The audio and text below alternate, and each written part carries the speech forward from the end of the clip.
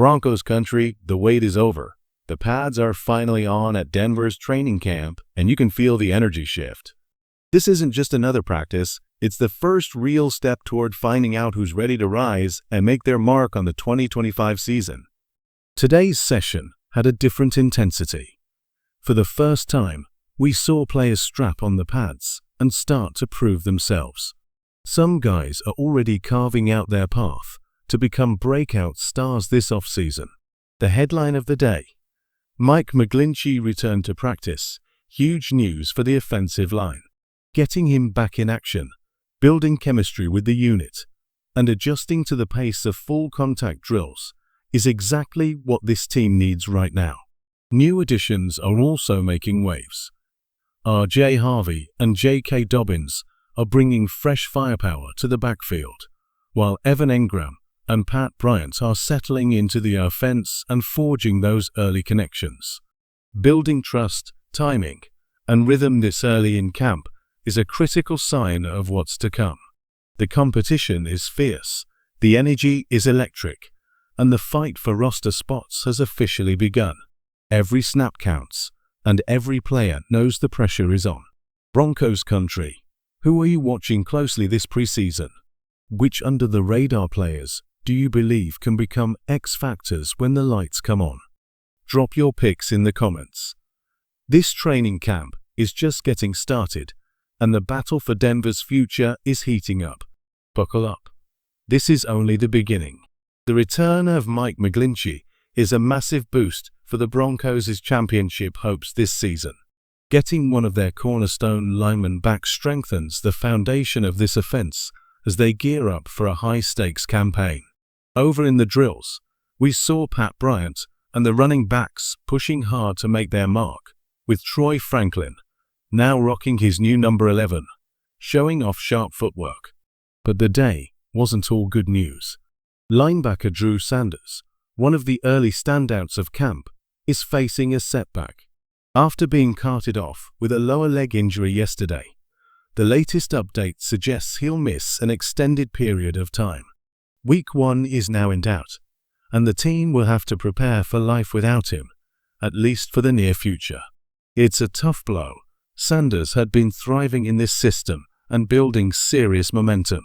Still, the Broncos have depth at linebacker. Dre Greenlaw, the experienced addition from San Francisco, leads the group alongside Alex Singleton. Level Bailey is turning heads with his strong camp performance, and undrafted talents like J.B. Brown are eager to prove themselves. Preseason will give these players the chance to step up and show they can carry the load until Sanders returns. With Drew Sanders sidelined, the Broncos may look to bring in another linebacker as a temporary camp body to bolster depth during this critical stretch. His absence is a tough blow, and the team can only hope he's back by the early weeks of the season.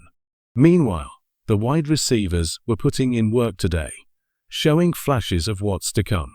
In team drills, both 11 on 11 and 7 on 7, several players stepped up and made their presence felt. While we can't see footage of these sessions due to league restrictions, reports out of camp paint a picture of fierce competition and rising intensity. Every rep matters, and every player knows the stakes. The offense is still installing new plays, perfecting timing, and building chemistry as they gear up for the preseason. It's all about earning trust and carving out a role in this offense. One of the standout moments in today's practice came when Bo Nix connected with Evan Engram during team drills. This growing connection could become a game-changer for Denver's offense. Engram's versatility makes him a perfect fit, lining up in line, in the slot, out wide, or even in the backfield. He's the ultimate safety valve, capable of turning a simple pass into a big gain in open space. Nix hit Engram on a 15-yard strike over the middle, a perfect demonstration of their developing chemistry. In a live game, it would have been a highlight, though the play nearly set up a heavy collision with P.J. Locke. Coaches are keeping things cautious, avoiding unnecessary hits to protect their playmakers. The takeaway is clear. This connection is starting to click, and it could become a reliable weapon when the season begins. Meanwhile, R.J. Harvey and J.K. Dobbins continue to impress in pads. Both running backs are showing quick bursts, solid vision, and the kind of energy that keeps a defense on its heels. Their competition for touches is fierce, and it's pushing everyone in the backfield to raise their game. For running backs, true evaluation only begins when the pads come on. That's when defenders are coming downhill, and you either have to run through them, make them miss, or power over them. Today marked one of those critical moments, and both J.K. Dobbins and R.J. Harvey rose to the occasion. Dobbins looks ready to be a major contributor right away, bringing the kind of burst and vision that can carry the ground game.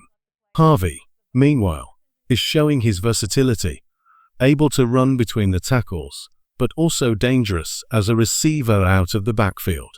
The duo brings back memories of the classic Mark Ingram-Alvin Kamara pairing, a 1-2 punch designed to keep defenses off balance all game long. Special teams also had their share of highlights. Jeremy Crowsaw continued to shine as a punter, consistently pinning the ball inside the 5-yard line. Field position might not always make the headlines, but it's crucial. Forcing opponents to start deep in their own territory can completely change the flow of a game. Crowsaw's accuracy and leg strength could prove to be an underrated weapon for Denver this season. Not all of today's updates were positive. Alex Singleton left practice and headed into the facility with a trainer, reportedly dealing with a hand issue rather than a leg injury, a relief if confirmed. Still, with Dre Greenlaw and LaVale Bailey already carrying a heavy load, the linebacker group can't afford more setbacks. If Singleton misses significant time, Denver may have no choice but to dip into free agency for reinforcements. There was also news regarding Courtland Sutton. He took part in the team walkthrough, but once again didn't participate in full-speed 11-on-11 drills, marking his second consecutive day with a limited workload.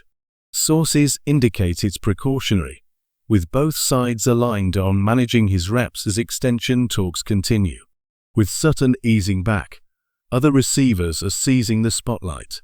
Marvin Mims, Devon Veal, Troy Franklin, and especially Pat Bryant are getting valuable opportunities. Bryant, in particular, is emerging as a potential X-factor in this offense, smoothly integrating into the system and making play after play. By mid-season, he could be a game-changer for the Broncos. As the first padded 11-on-11 sessions ramped up, Bo Nix kept leaning on his most trusted target of the day, Evan Engram. Nix connected with Engram 3 times during team drills and added another completion in 7-on-7 work. Their chemistry is already becoming one of the brightest storylines of camp, a connection that could become a cornerstone of Denver's offense this season.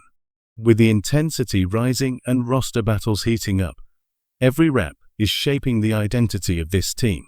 The competition is fierce, and the fight for spots is only just beginning. Outro. Broncos country. Training camp is just getting started, and the road to the 2025 season is heating up. Who do you believe will step up as the team's breakout star? Drop your predictions in the comments and stay locked in. We'll be here breaking down every snap, every standout, and every storyline as this team fights to bring championship football back to Denver.